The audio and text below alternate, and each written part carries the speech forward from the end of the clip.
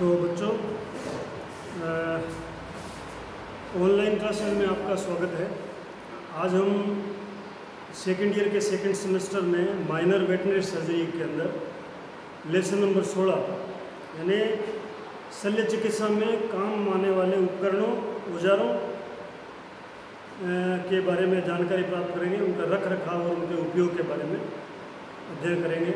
वैसे आपको जब अपने क्लासें लगती थी तब आपको प्रैक्टिकल में ये चीज़ें कई बार दिखा चुके हैं, लेकिन आज फिर इसके बारे में अपने जानकारी प्राप्त करेंगे।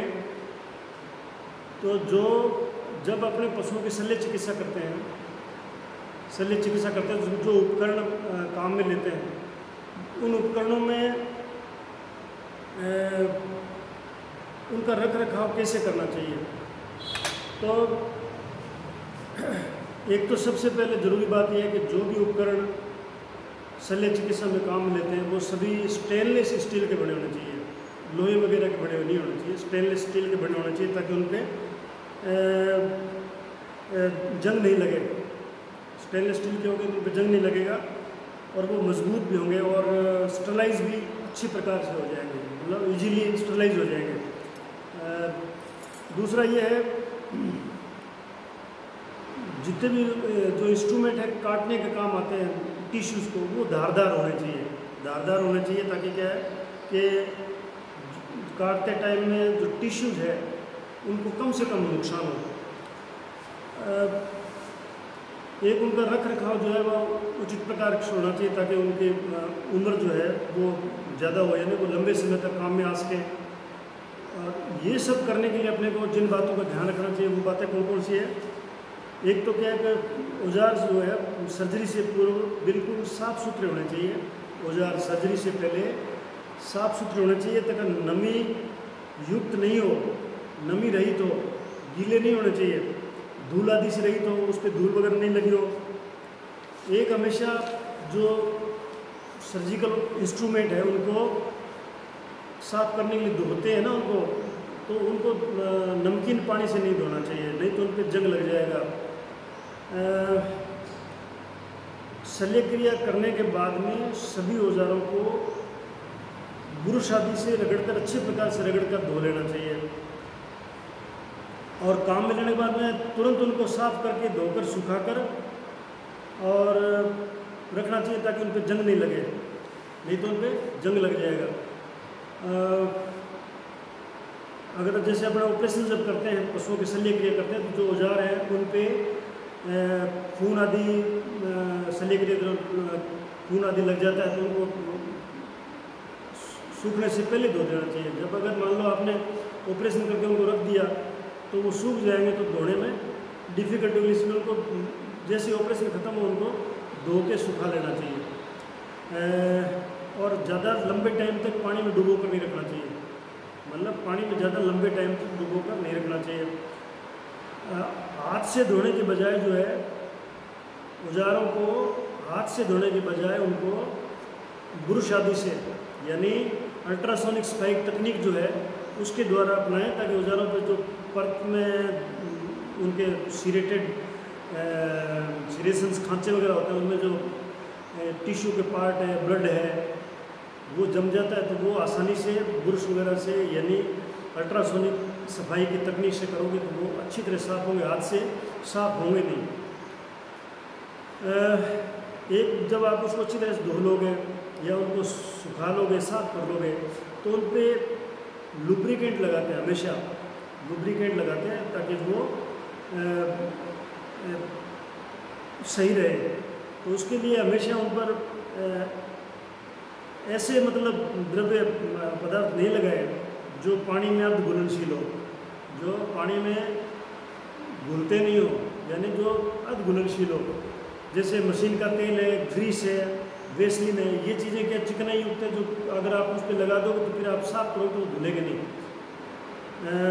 एक तो क्या है ये उसके ऊपर परत बना देंगे, फिल्म कोटेड फिल्म बना देंगे और इस फिल्म पर जो ये वेसलिन वगैरह अगर आप लगा दोगे तो वो एक प्रकार के कोट बना देंगे, उस पर फिल्म बना लेंगे और उसके ऊपर जीवाणु जो है वो पैदा हो जाएंगे, जीवाणु पनप जाएंगे उन पर। और एक ऐसे जो लुब्रिकेंट है वो उसकी चाल को भी बाधित करते हैं। जैसे मान लो ये औजार है,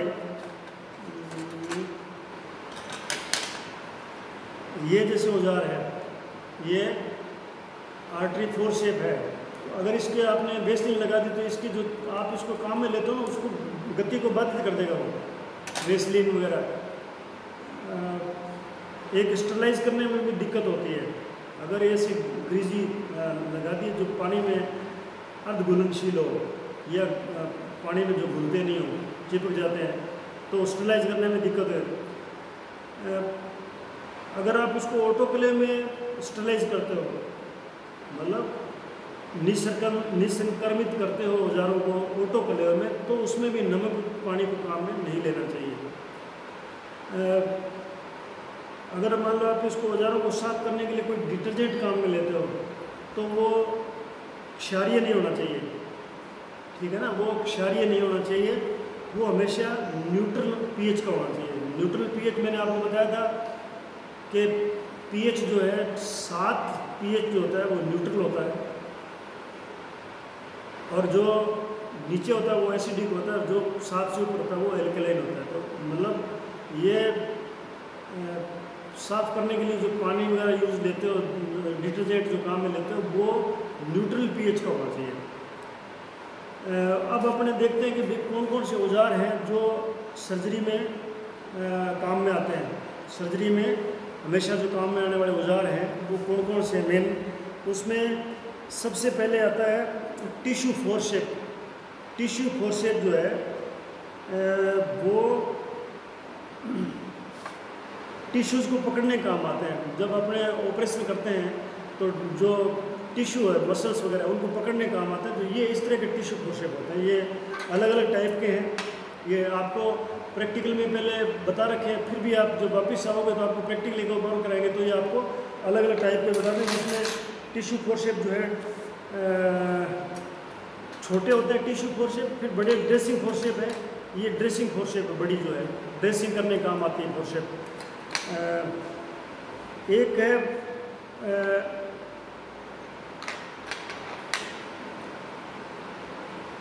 एडसन टूथ टिश्यू फोर्सेप, यानी इसमें दांत होते हैं, मतलब अंदर की साइड में 2 दांत टाइप होते हैं। ये इसके अंदर अंदर की साइड में जो है ना, ये जैसे है, इसके अंदर की साइड में 2 दांत हैं दोनों साइड में। इसको एडसन टूथ टिश्यू फोर्सेप कहते हैं, जो मतलब टिश्यू को पकड़ने में आसानी रहती है। एक होता है स्मूथ अथवा प्लेन फोर्सेप, जो उत्तकों अंगों को पकड़ने का काम आता है, ड्रेसिंग के काम में आता है। एक होता है टूथ फोर्सेप, जो अभी मैंने आपको बताया टूथ फोर्सेप, जो दांतें जिसमें होते हैं। ये मुलायम उत्तकों को पकड़ने का काम आती है। दांत की भांति संरचना होती है जिससे पकड़ते हुए उत्तक को स्लिप नहीं होता है, ये इसलिए ये काम आती है। तो ये आप जैसे एक तो आप एक काम करना, जब इस लेक्चर को आप सुनो तो किताब लेके बैठना, तो किताब में डायग्राम साथ साथ में देखते रहना। एक होता है हीमोस्टेट्स या आर्टरी फोर्सेप। आर्टरी फोर्सेप जो ऑपरेशन के टाइम में आर्टरीज, ब्लड वेसल्स, धमनी, उनको पकड़ने का काम आता है, जिस ब्लीडिंग होती है रोकने का काम आता है, ये आर्टरी फोर्सेप है। एक इसमें टिप और लंबवत धारियाँ होती है। ये जो टिप होती है ना इसकी, आर्टरी फोर्सेप की टिप, ये टिप है, इसमें लंबवत धारियाँ होती है, इसमें लंबी धारियाँ टाइप में साइड में, जो पकड़ने में आसानी रहती है। इसको हीमोस्टेट फोर्सेप भी बोलते हैं। अब ये क्या अलग अलग टाइप की है, कर्व भी होती है, स्ट्रेट भी है। Curved artery forcep, straight artery forcep, mosquito straight and curved force artery forcep. जो मॉस्किटो मतलब छोटी आर्टरी फोर्सेप है। एक एलिस टिश्यू फोर्सेप है। एलिस टिश्यू फोर्सेप जो है ये, इसमें भी मतलब कि लास्ट में जो एंड है उनके दोनों में दांते होते हैं, दांते टाइप। तो ये गहराई में स्थित उत्तक जो होते हैं, ऑपरेशन करने के अंदर जो अंदर शरीर के अंदर जो गहराई में उत्तक है, उनको खींचकर पकड़ कर रखने में काम आता है। गहराई पर होता है ताकि उससे छूट नहीं सके, आसानी से दिखाई दे सके। और टाँके लगाते समय ऊतकों को पकड़ने के काम आता है। कैंचियाँ, सीज़र आपने देख रखे हैं। सीज़र जो है ये सीज़र है जिसे कैंची बोलते हैं।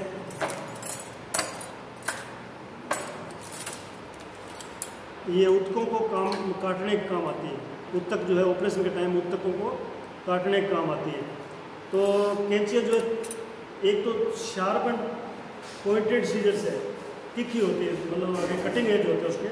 एक होता है मायो सीजर्स, तेज व तीखी कैंची जो ऊतकों के टाँके लगाते हैं ना अपने बॉडी के ऊपर। जब ऊतकों में टाँके लगाते हैं तो उनको धागे जो बचते हैं उनको काटते हैं। एक्सेस धागे जो होते हैं गांठ लगाने के बाद में उनको काटने का काम आते हैं तीखी कैंची। स्टेनलेस स्टील के धागे छोड़ के, यानी स्टेनलेस स्टील के धागे इससे नहीं कटते हैं। एक मायो सीजर्स, ये करोड़ मायो सीजर्स होती है। एक तो एक सीधी स्ट्रेट मायो सीजर्स है, और टिप के आधार पर क्या है, दोनों सिरे उसके तीखे हो सकते हैं। दोनों दो धार इसके सिरे हैं ना, जैसे मान लो ये कैंची है, इसके दो सिरे हैं, ये दो, एक ये दो धार हो गई। तो एक में तो दोनों धार तीखी होगी, एक में दोनों धार बोटी होगी, एक में एक धार तीखी होगी, एक धार बोटी हो सकती है। तो ये कैंचियों के प्रकार हो गए टिप के आधार पर।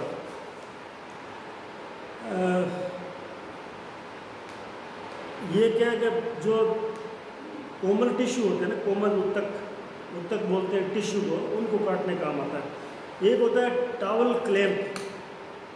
ये आपको मैंने कई बार बताया, टॉवल क्लैंप है ये इसको बोलते हैं टॉवल क्लैंप। यानी ये दोनों जैसे टॉवल क्लैंप, इसको यूँ दबाओगे तो ये इस तरह से हो जाएगा। फिर इस तीखी चोंच है इसकी, जो टॉवल जो ऑपरेशन करने के लिए एक सूती कपड़ा होता है, श्राउड बोलते हैं जिसको, चौकोर, उसके बीच में एक टाकी बोलते हैं जिसको कपड़े, मतलब बीच में होलो, उसको घाव पे रख देते हैं जहाँ ऑपरेशन करते हैं। उसके बाकी जो उसको यूँ चमड़ी के साथ लगाते हैं, जैसे इस तरह से लगा देते हैं चमड़ी के साथ में, तो कपड़े को पकड़ लेती है। तो ये टॉवल क्लैंप है। इसको वापस जब आप क्लास में आओगे इस त्रासदी के बाद में, तब आपको ये सिखाएंगे। तो जो कपड़ा मिसकर में, मतलब स्टरलाइज कपड़ा होता है जिसको ड्रेप बोलते हैं, चमड़ी के साथ पकड़े रखने के काम में आता है। और एक होता है ग्रूव डायरेक्टर। ग्रूव डायरेक्टर जो है वो कुछ ये तो क्यूरेटर है, लेकिन ग्रूव डायरेक्टर में भी इस तरह की खांच होती है। जो नीचे के जो टिश्यू जब काटते हैं तो जहाँ से काटना हो तो उसको ऊपर इसको रख देते हैं, तो इसके अंदर से उसको टिश्यू को काटते हैं ताकि दूसरे साइड वाले टिश्यू को नुकसान नहीं हो। तो ये ग्रूव डायरेक्टर है, ये ग्रूव डायरेक्टर है। फिर आता है बीपी ब्लेड और बीपी हैंडल। बीपी ब्लेड और बीपी हैंडल, ये बीपी हैंडल है जो मैंने आपको कई बार बताया। बीपी हैंडल है ये, एक ये 4 नंबर है और एक 3 नंबर है। ये 3 नंबर है, ये 4 नंबर है। तो ये आपने पहले देख रखे हैं। इसके अंदर बीपी ब्लेड है, विभिन्न प्रकार के ब्लेड है, मतलब अलग अलग नंबर है। ये ब्लेड है, ये ब्लेड के अंदर जो है ना, ये खांचा जो उसकी नोच में बीपी ब्लेड हैंडल के नोच में लगाते हैं इसको, ये खांचा है, ये खांचा। तो इसको आपको मैंने सीखा बताया था। बीपी हैंडल 3 नंबर और 4 नंबर होता है। 3 नंबर जो हैंडल है उसमें बीपी ब्लेड जो है वो कम नंबर की लगती है, और 4 नंबर में ज़्यादा नंबर की लगती है। यानी इनके नंबर जो है वो 10 से लेके 24 नंबर तक है। 10 से 24 नंबर तक है। तो 10 से लेके 16 नंबर की जो बीपी ब्लेड है वो 3 नंबर के हैंडल में लगेगी, और 16 से ऊपर यानी 17 से लेके 24-25 तक जो है वो 4 नंबर में लगेगी। इनको लगाने का तरीका ये है कि बीपी हैंडल को पकड़ के और बीपी ब्लेड को जो है मायोस नीडल होल्डर से पकड़ते हैं, या आर्टरी फोर्स शेप से पकड़ के उसको उसमें फिट करते हैं। हाथ से नहीं करते, नहीं तो हाथ कट सकता है। ये शल्य क्रिया के दौरान टिश्यू को काटने के काम आता है या स्किन में कट लगाने का काम आता है, जो मैंने आपको कई बार बताया हुआ है। और इसको जब बीपी हैंडल में बीपी ब्लेड फिट कर देता है तो वो एक चाकू बन जाता है, स्केलपेल जिसे बोलते हैं वो बन जाता है। एक होता है Liston straight bone cutting forcep, जो आप अपनी किताब में इसका डायग्राम देख लें, क्योंकि अभी मेरे पास में ये इंस्ट्रूमेंट है नहीं तो मैं आपको इसको बता देता। तो ये Liston straight bone cutting forcep जो है ये बड़ी हड्डी के टुकड़े करने या हड्डी को काटने के काम आता है। और एक होता है plaster show angel. Plaster show angel, show मन SW सा, प्लास्टर सा एंजल, एंजल के नाम से प्लास्टर सा है, जो प्लास्टर को काम काटने का काम आता है। जब मान लो हड्डी वगैरह टूटती है, पैर वगैरह का टूट जाता है, फ्रैक्चर होता है बोन का, उस पर प्लास्टर करते हैं, जब हड्डी जुड़ जाती है तो प्लास्टर को काटते हैं, तो इस आरी से काटने के काम आता है। एक है hook testing forcep. Hook testing forcep आपने प्रैक्टिकल में आपको दिखाई थी। ये खुर के और टेंडन, पशु के खुर और टेंडन में कोई अगर सूजन या लंगड़ापन हो ना तो उसको टेस्ट करने के काम आता है। एक है hoof drawing knife. Hoof drawing knife ये मतलब कि बड़े हुए खुरों को काटने का काम आता है, हूफ को काटने के काम आता है, बड़े हुए हूफ को काटने का काम आता है। एक है ट्रोकार एंड कैनुला। ट्रोकार एंड कैनुला जो है ये ट्रोकार एंड कैनुला है। ये ट्रोकार एंड कैनुला है, जिसमें ये ट्रोकार है और ये कैनुला है। कैनुला मतलब नली टाइप होती है और ये ट्रोकार एंड तिखा है, छेद करने का काम आता है। तो इसको अब ये ट्रोकार एंड कैनुला बन गया। अब ये ट्रोकार है और ये कैनुला है, अब ये दोनों ट्रोकार एंड कैनुला हो गया। तो जब पशु में आफर आता है, रूमिनेंट में पशु आफरता है, आफर आता है, गैस बनती है पेट में, तो उस गैस को निकालने के काम आता है ये रूमन में से गैस निकालने, यानी पशु के बाईं कोख में, पेट के बाईं कोख में जब गैस ज़्यादा बनती है तो उसको इस तरह से पेट में मारते हैं, तो वो क्या है अंदर घुस जाएगा। तो उसके बाद में क्या है, आप इसको ट्रोकार को निकाल लो, कैनुला जो अंदर रह जाएगी, तो उसमें से गैस निकल जाएगी बाद, फिर आप उसमें दवाई भी डाल सकते हो। तो ये ट्रोकार एंड कैनुला हो गया। इसके बाद में है बुर्डिजो कास्ट्रेटर। बुर्डिजो कास्ट्रेटर जो है ये बुर्डिजो साइंटिस्ट ने बनाया था, बुर्डिजो नाम के साइंटिस्ट ने बुर्डिजो कास्ट्रेटर है। ये बधियाकरण के काम आता है। छोटे स्मॉल बुर्डिजो कास्ट्रेटर है, ये स्मॉल है, और इससे बड़ा होता है वो लार्ज बुर्डिजो कास्ट्रेटर होता है। लार्ज बुर्डिजो कास्ट्रेटर बड़े पशु जैसे मान लो पाड़े हैं, बछड़े हैं, उनका बधियाकरण करने काम आता है।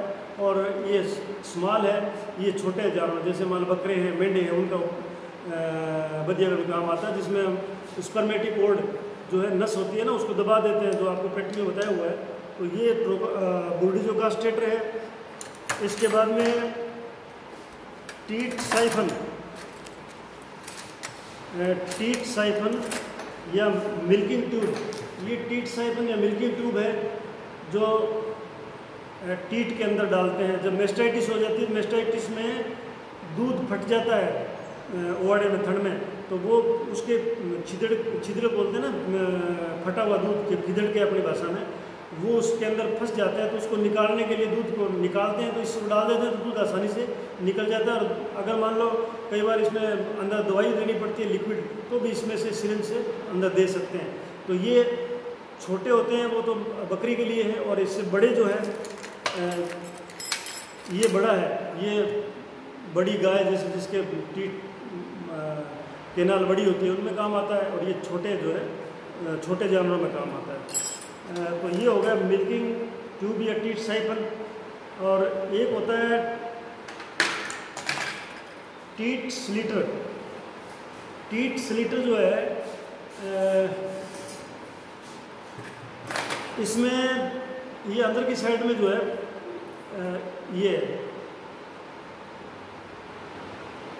ये तो टीट ट्यूमर एक्सट्रैक्टर है। और टीट स्लिटर जो है वो बिल्कुल इसी तरह का टीट ट्यूमर, ये टीट स्लिटर है जिसमें 2 ब्लेड होती है ना, ब्लेड है, ये देखो 2 ब्लेड है ये इस तरह से। तो इसको जब अंदर थन में डालते हैं, ऊपर इसके छोटी ट्यूब है एक ये,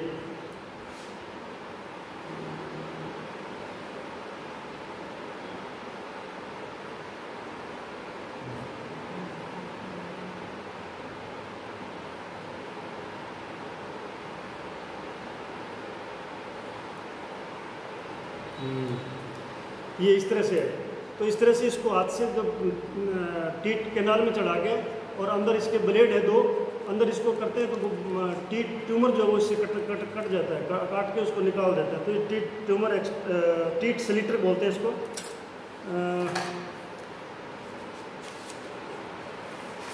इसके बाद में टीट ट्यूमर एक्सट्रैक्टर।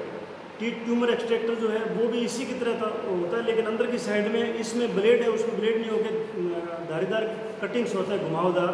वो जैसे ऊपर नीचे करोगे तो जो पॉलिप्स या ट्यूमर है वो कट जाएगा। एक है वर्नेल माउथ गैग, इसके जबड़े के अंदर लगाने के लिए 2 एक छोर पर इसके स्प्रिंग है और इसको जबड़े में, घोड़े के जबड़े में मुंह खोलने काम आता है। गेग है ये एक प्रकार की, माउथ गेग जिसे बोलते हैं। अगर कोई जबड़े में कुछ टेस्ट करना हो, एग्जामिन करना हो या दवाई देनी हो तो ये आप उसमें देखना। एक होता है गंथर्स माउथ गेग, ये ऊपर के तथा नीचे के आगे के जो दांत हैं उनमें फिक्स कर देते हैं इसको, और घोड़े के मुंह के खोलने काम आता है ताकि घोड़े के मुंह की जांच कर सकें। तो इसको गंथर्स माउथ गेग बोलते हैं। ड्रिंकिंग वाटर गेग, ये दाएं बाएं अलग अलग होते हैं, दोनों तरफ के ऊपर नीचे मोलर के बीच में फंसाए जाते हैं ताकि गाय का मुंह खुला रहे तो उसकी जांच की जा सके। तो ये आप डायग्राम में देखना, इसको ड्रिंकिंग वाटर गेग बोलते हैं। एक है नीडल होल्डर। अब नीडल होल्डर जो है मायोज नीडल होल्डर और एक है मैथ्यूज नीडल होल्डर। मायोज और मैथ्यूज 2 नीडल होल्डर है, 2 प्रकार के हैं। ये जब अपने किसी ऑर्गन टांके लगाते हैं स्किन में या अंदर के ऑर्गन में ऑपरेशन के टाइम में, तब ये नीडल को पकड़ने काम आता है। सूतरिंग के टाइम में नीडल को पकड़ता है। नीडल में इसी में क्या है, एक अंदर की साइड में एक लाइन टाइप है ताकि इसको जब नीडल को पकड़ेंगे ना तो वो उसको लॉक कर देगी। यूँ करेंगे तो लॉक हो जाएगी वो। तो नीडल मतलब क्या है, वो लूज नहीं होकर निकलेगी नहीं और अपने टांके आसानी से लगा लेंगे। तो हमेशा टांके लगाते समय इसी को काम में लेना चाहिए। तो ये हो गया नीडल होल्डर, मायोज नीडल होल्डर बोलते हैं इसको। एक है वेजाइनल स्पेकुलम। वेजाइनल स्पेकुलम भी आपने ये देखा होगा, पशु के वेजाइना में या सर्विक्स का एग्जामिनेशन करने का काम में आता है, या अंदर दवाई डालते हैं तो मतलब ये इसमें स्प्रिंग टाइप लगी हुई है, पीछे स्प्रिंग है और इसको यूँ करके इस तरह से करके इसको वेजाइना में अंदर डाल देते हैं स्टरलाइज करके, और फिर इसको अंदर डालने के बाद यूँ करते हैं कि छोटा हो जाता है। तो अपने वेजाइना को या सर्विक्स को अंदर से अच्छी तरह से एग्जामिन कर सकते हैं, या उसमें कोई स्वाब लगाना हो दवाई का तो भी अपने लगा सकते हैं। एक टंग फोरसेप है। टंग फोरसेप जो है वो मुंह का निरीक्षण करते समय जीभ को पकड़ के बाहर खींच लेते हैं, जीभ को पकड़ के बाहर खींचते हैं ताकि उसका मुंह का अपने मुआयना कर सकते हैं। एक वल्सेलम फोरसेप है जो रूमन व गर्भाशय आदि को जबड़ों की सहायता से, इसके जबड़े होते हैं टोंग्स वल्सेलम फोरसेप के, तो वो रूमन व गर्भाशय को पकड़ने का काम आता है। एक केनाइन माउथ गेग है जो कुत्ते के मुंह का निरीक्षण ऑपरेशन के द्वारा मुंह खोलने का काम आता है, मतलब केनाइन माउथ गेग।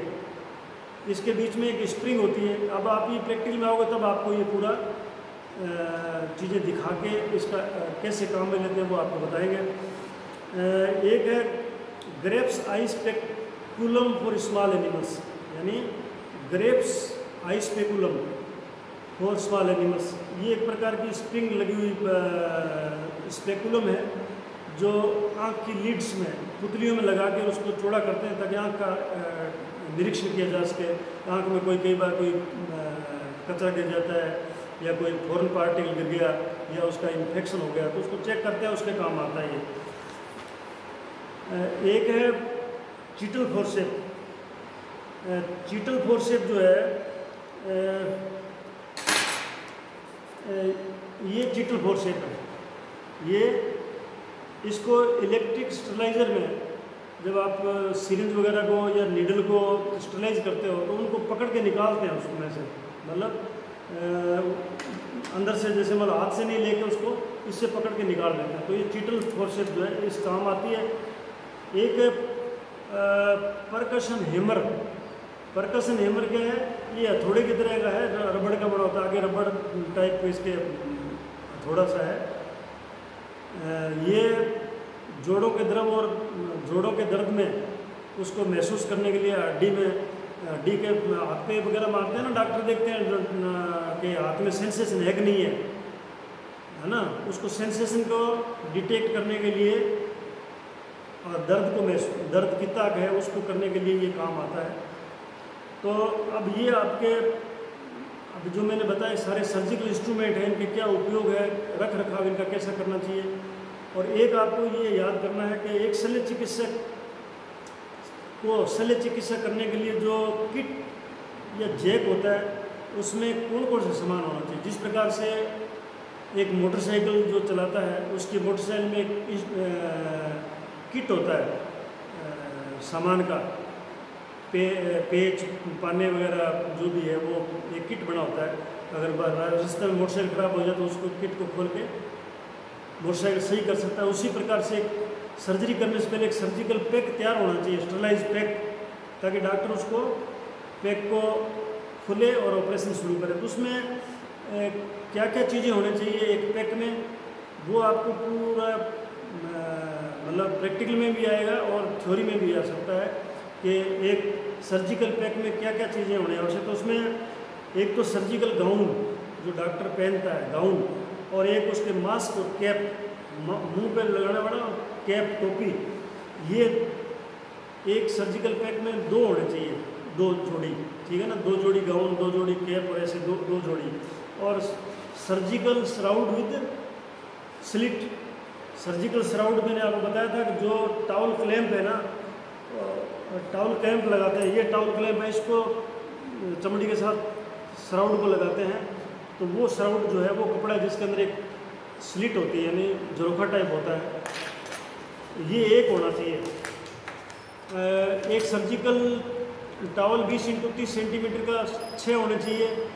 सर्जिकल ग्लोव्स अलग अलग साइज में 2 पेयर होने चाहिए।